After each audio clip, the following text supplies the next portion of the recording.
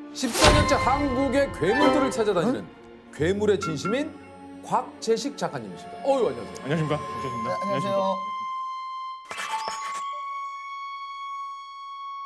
아니, 괴물을 찾아다니신다고요? 네. 이렇게 얘기하면 또 도산자 김정호 이런 선생님처럼 네. 전국 방방곡곡 막 돌아다니면서 그러니까. 이 동네에는 무슨 괴물이 있을까? 그렇죠, 그렇죠. 그런 느낌 생각하실 수도 있는데 그런 건 전혀 아니고 아니고. 제가 사실은 공학 박사로 화학 업계에서 쭉 일하고 있거든요. 그 일을 하면서 또 한편으로 제 소설 쓰는 작가입니다. 괴물 이런 쪽 소재에 워낙 관심이 많아가지고 우리가 알고 있는 영화 괴물에 나오는 것 같은 그런 괴물. 네네네. 그런데 주로 이제 한국 전통 옛 기록 속에 보이는 우리나라의 옛날 괴물 이런 쪽이 좀 관심이 많아요. 이것도 궁금하네. 야. 아니, 작가님이자 공학 박사라면 이제 투잡을 하시는 건가요? 그렇죠, 맞습니다. 지금 외국계 화학 회사를 다니고 계세요? 네, 화학회사 다니고 있는데 사실은 뭐 예전에는 이제 연구, 과학기술 발전을 위해서 투신 이렇게 막 열심히 했었는데 지금은 뭐 사실 그냥 뭐 일개 회사원으로. 아니, 근데 작가 활동을 하시고 괴물을 찾아다니는 회사도 알고 계세요? 물론이죠. 네, 물론이죠. 알고 있어요? 네. 실제로도 괴물을 좀 찾으러 다니시는 겁니까 진짜? 아니 설마요. 주로 이제 네. 옛날 책, 옛날 기록, 문헌들 역사 속 기록 이런 걸 보면서 계속 뭔지 찾아보는 알겠다. 거죠. 아니, 근데 왜 갑자기 이렇게 좀 관심을 갖게 되셨나요? 본격적으로 손대기 시작한 거는 십몇 년 전에 사극, 역사물 이런 거를 좀 써야 될 기회가 생겼어요. 근데 뭔가 좀 신기하면서 사람들한테 팍 충격 줄 수 있는 그런 소재를 좀 찾고 싶더라고요. 예. 그래가지고 옛날 이야기가 담겨있는 책을 하나 번역된 걸 샀는데 처음 제가 샀던 게 어우야담이라는 책이었습니다. 그 무슨 책입니까? 유몽인이라는 분이 쓴 조선시대 한 중기를 대표하는 대표적인 이야기 책인데 거기 괴물 이야기 같은 게 꽤 있어요. 나와요. 몇 개 있어요. 그래서 이거 나 혼자 알고 나 혼자 소설 쓰는 것보다 그냥 어디 공개해가지고 사람들한테 보여주면 오히려 딴 작가님들도 참고하시고 좋지 않겠냐 싶어가지고 그때 추려가지고 인터넷에 이렇게 공개했더니 반응이 굉장히 좋더라고요.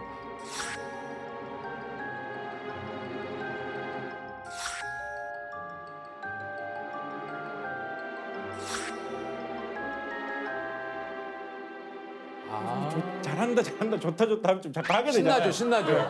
그래가지고 뭐 좀 더 하다 보니까 더 잘한다 막 이렇게 돼가지고 계속 하다 보니까 약간 쉼이 버릇처럼 된 것 같아요. 네. 아니면 뭐 게임 만드시는 분 이런 분들도 뭐 게임 그렇죠. 속에 등장시켜야 되니까 좋은 자료가 되죠. 필요하지. 그 자료로 써가지고 감사히 봤다 이런 식으로 저한테 연락 주시고 사실 괴물을 창작하는 분 입장에서도 이게 사실 굉장히 좀 그 큰 고민거리일 것 같긴 하거든요. 새로운 한국 괴물 몇 개나 좀 발굴해 내셨습니까? 새로운 거 뭐 예전부터 알려져 있던 거 합해가지고 뭐 대충 해보면 한 280 뭐 이 정도. 작가님 직접. 네, 직접이라고 하기에는 뭐 딴 기록에 나와 있는 게 제가 정리만 한 거니까. 그래도 직접이 맞죠. 그 정도면 직접이 맞아요. 우리가 몰랐던 거를 작가님이 그럼. 찾아주시면 아니, 우리 PD님은 또 맞춰서 그렇지. 아니, 부끄러워도 이게 내가 나오지 말았어요. 키워난 거 나오지 말라는 조세. 죄송합니다. 우리가 아는 도깨비의 구미호, 저승사자도 이게 한국 괴물인가? 또 이런 그 생각을 좀 가질 수도 있을 것 같아요. 저승사자 좀 얘기해볼 만한 네. 이야기인데요. 저승사자면 어떤 느낌, 어떤 거 딱 생각하세요? 일단 어떤 모습? 갓을 쓰고 네, 검은색 검은색 어. 옷을 입고 도포를 입고 그게 대부분 우리나라 사람들이 저승사자 하면 딱 떠올리는 모습이에요. 그죠. 생각해보면. 그런데 막상 조선시대 이전의 기록을 보면 저승사자가 그렇게 까만 옷에 까만 갓을 입었다라는 기록이 별로 없어요. 아, 그래요? 예, 오히려 불교 계통에 보면 뭐 사직사자라든가 사자 이런 식으로 해갖고 이 사자라는 게 이제 관청에서 파견하는 공무원이잖아요. 공무원 옷 입고 있거든요. 옛날 관복 같은 거. 그래서 까만 옷에 까만 갓 쓴 그런 모습이 별로 아니에요. 그래가지고 왜 옛날에는 이런 모습으로 별로 생각을 안 했는데 요즘은 한국 사람이면 다 까만 옷에 까만 갓으로 생각하고 있을까 되게 궁금해하던 차에 제가 신문 기사를 하나 읽었는데 그 중앙대학교 동문회 회보를 보다 보니까 저 최상식 PD라는 분 계십니다. 전설의 고향. 전설의 고향 초창기에 연출하셨던 분이거든요.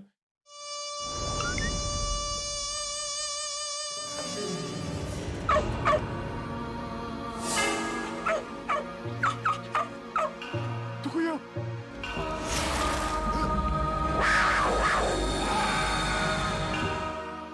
그분이 이제 저승사자가 나오는 전설을 연출을 하려고 하는데 뭔가 좀 저승사자의 느낌을 팍 줄 수 있는 그런 모습을 뭔가 좀 꾸며볼 수 없을까라고 궁리를 하다가 약간 까만 옷이라고 하면 좀 상복 비슷하게 좀 저승에서 온 듯한 느낌 나잖아. 그때 제작진이 만드셨다라고 하시더라고요. 80년대 초에. 아, 이거 그러면은 80년대 초에. 우리가 아는 전설의 고향에 나오는 그 모습 때문에 우리가 저승사자의 모습을 그렇게 생각하는 그래서 것이다. 그 인터뷰에 보면 그 PD님께서 이거를 어디 저작권 등록을 내가 해놓을 걸 그랬다. 그럼 진짜 어마어마하게 돈을 벌었을 텐데. 아, 진짜 그럴 것 같은데요. 허기야 생각해보면 듣고 보니까 그러네요. 그 옷도 복식도 시대에 따라 좀 바뀌는데 네네. 저승사자가 지금은 뭐 옷을 딴 옷을 입고 있을 수 있잖아요.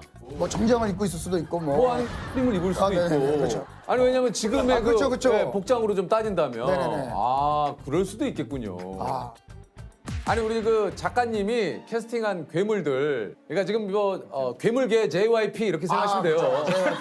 예, 괴물계 JYP SM, 괴물 엔터테인먼트 지금 하시는 거 아닙니까? 요거 이야기 해볼까요? 이거 뭐야? 이거? 겨드랑이에 무슨 비늘 같은 게 있네요? 용손, 용의 자손이라는 이름으로 기록에 많이 나오는 그런 거예요.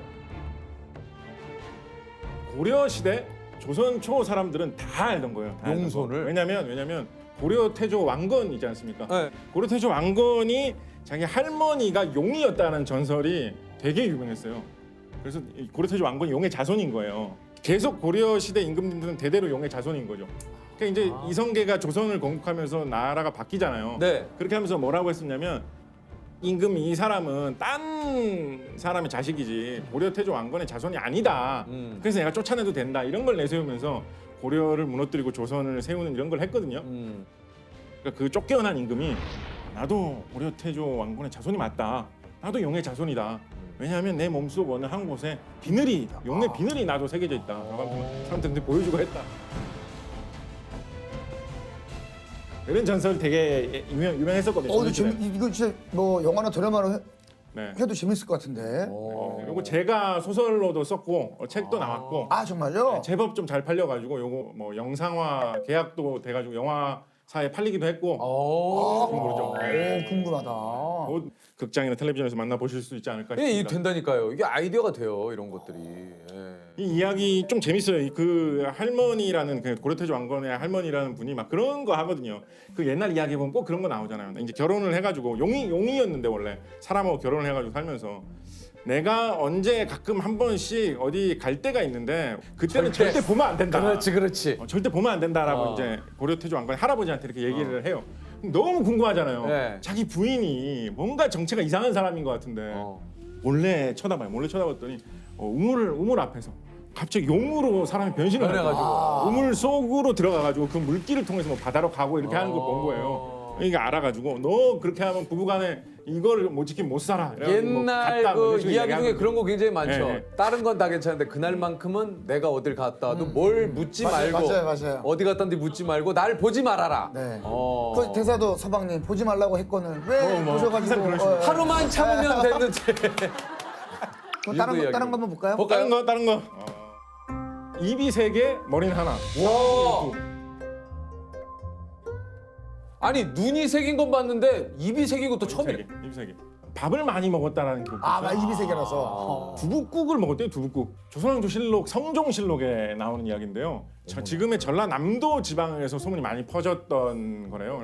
예언자 같은 그런 느낌으로 나타난 거예요.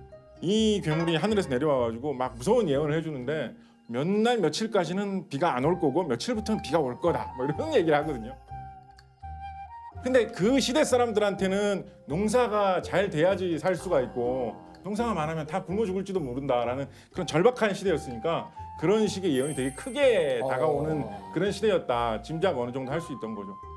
또 한편으로는 이 이야기하고 엮여가지고 재밌는 이야기가 뭐 있냐면 이 삼구일뚝이 이 계통의 소문이 퍼지는 가운데에서 종이 쪽지, 편지 같은 형태로 이야기가 막 퍼져나갔는데 거기에 뭐라고 돼 있냐면 이 편지를 보고 그냥 버리면 너한테는 저주가 닥쳐오고 이 편지를 보고 한 부를 베껴가지고 딴 사람한테 주면 이거 행운의 편지 이거 영국에서 시작된 그거 아니에요? 너의 재수 없는 게 사라지고 2개를 붙여서 주면 이 가족이 좋아지고 완전 똑같은데? 더군다나 행운의 편지는 처음 시작할 때 어떻게 시작해요? 이 편지는 영국에서 영국에서 시작돼요. 시작돼요. 예. 여기는 이 편지는 중국 운남에서 시작돼요. 이런 식으로 시작되고 있어요. 야. 되게 비슷하죠. 그래서 이게 한 500년 전, 600년 전 이야기거든요. 거의 제가 아는 한은 최초인 것 같고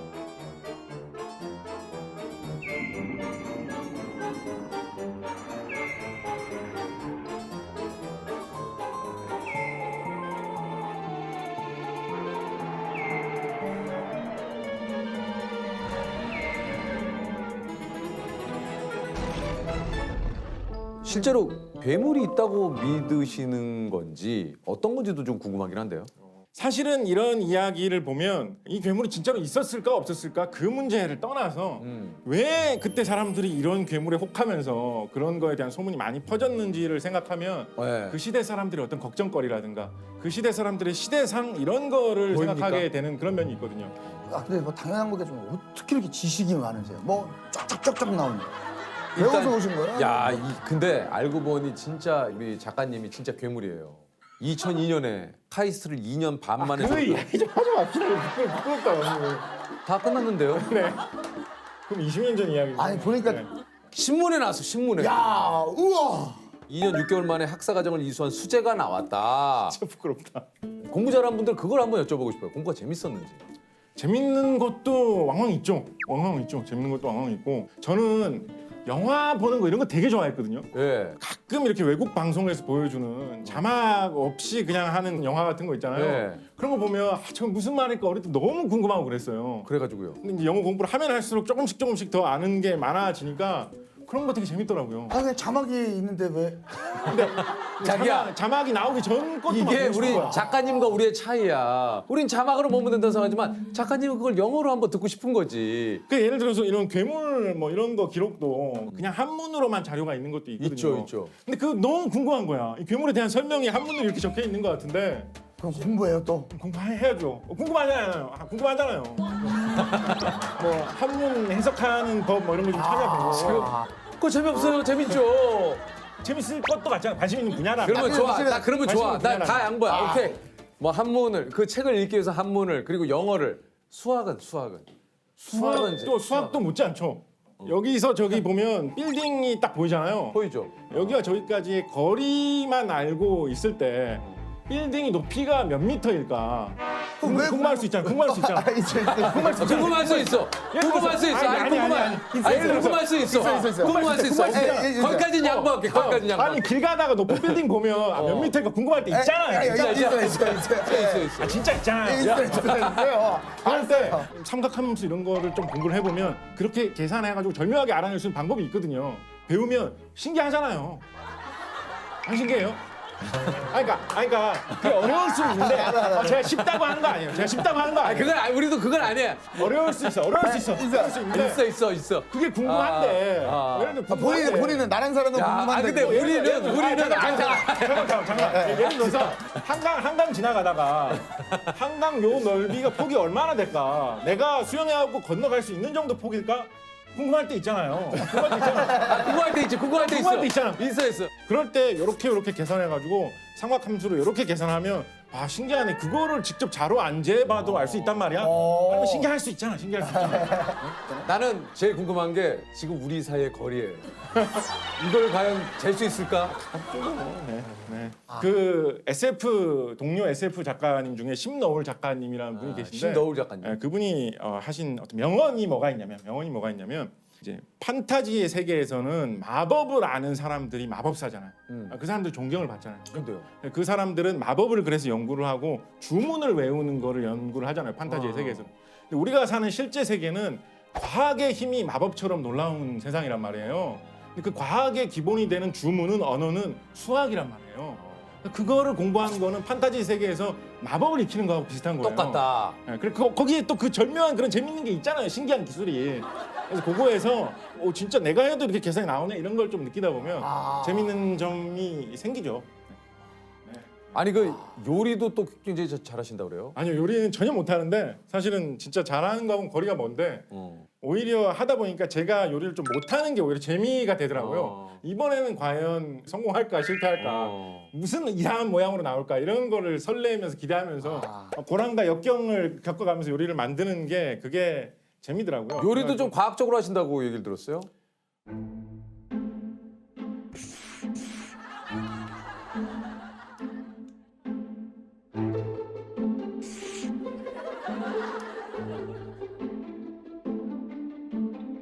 사실은 요리만큼 진짜 일상생활에서 과학에 대해서 많이 느낄 수 있는 게 잘 없습니다. 진짜 생각해 보면. 그래요? 왜죠?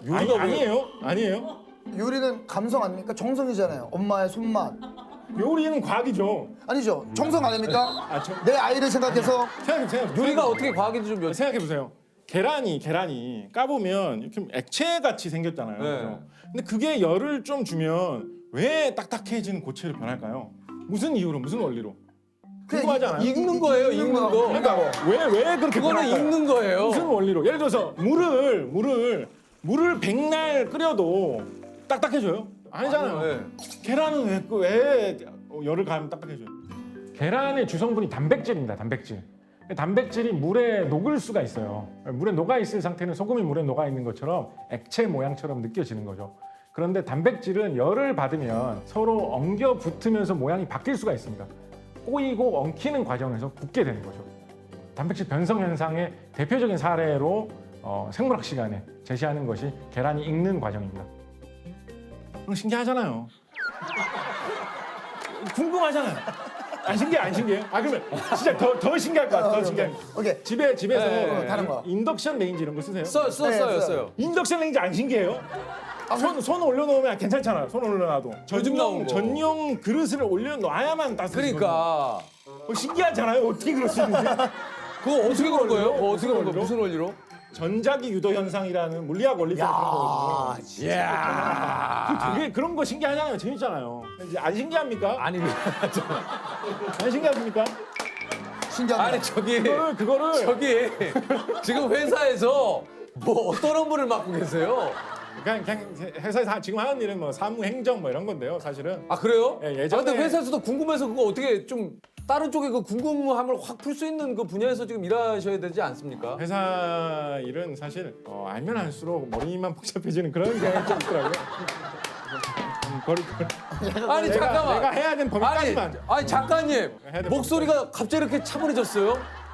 회사 얘기하니까 이렇게 갑자기 괜찮아요. 근데 사실 또 뭐가 잖아요 아니 좀 전까지 안 궁금해요? 안 궁금해? 이게 안 궁금하다고? 그래서 그 요리 그거 하는 거를 그렇게 해가지고 잘 나왔든 못 나왔든 인터넷에 계속 올리고. 아 회사 얘기는 하기 싫어요? 좀 겁도 나고 좀. 아 예. 그래서 막 좀 신나게 가다가 갑자기 막 갑자기 아까 봤죠? 우리 막 이렇게 잠깐만 내 얘기 들어봐 이러던 분이 회사 얘기는 저 예전에 저도 주변에 좀 과학 이쪽으로 뭐 하는 분이 소맥이 또 맛있는 이유가 뭐 과학적으로도 그러니까 그거 너무 궁금하잖아. 그게 맞아 비율이 너무 궁금하잖아. 비율이 딱 아니, 왜 아니. 이 비율과 이 비율 소맥까지 갈 필요도 없이 맥주를 발효를 시키면 탄산이 왜 생기는지 너무 안 궁금해요? 소주는 탄산 안 생기잖아. 안 생겨 안 생겨. 맥주는 왜 탄산이 생겨요? 저 회사에서 그 회사 얘기만 나오면 가장 좀 힘들 때는 언제입니까? 가장 온도차가 너무 난다. 온도차가. 야 자세가 이따 회사 얘기 지금 현 직장에서 이제 그런 게 별로 없는데 네. 소주라 한잔 하고 가자 막 이렇게 하면서 또 판이 막 잡아두고 있고 막 이러거든요. 집에 한 시간 좀 쉬고 나도 좀 털어내고 싶은데 한마디로 좀 이게 저기 조직 생활이 좀 안 맞으시네요. 아니, 조직생활 잘 맞습니다. 조직생활 제 체질이죠. 열심히 하고 있고. 회사 다니는 거 좋아하시는 것 같은데. 아니요, 조직과 함께 다니는 거 제일 좋아하고. 조직을 위해서 살고 조직을 위해서 죽고. 초생조사. 그거예요. 이제. 우리 저 박사님을 또 좀 잠깐 또 흥분시킬 수 있는 이야기.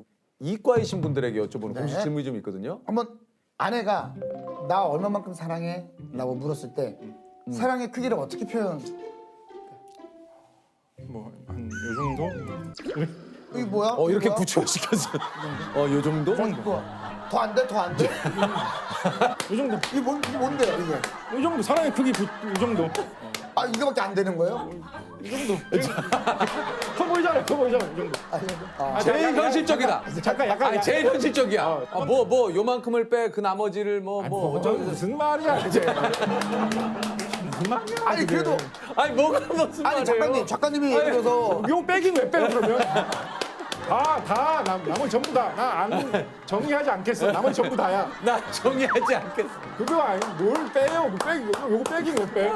그 감성적이잖아요. 와닿으라.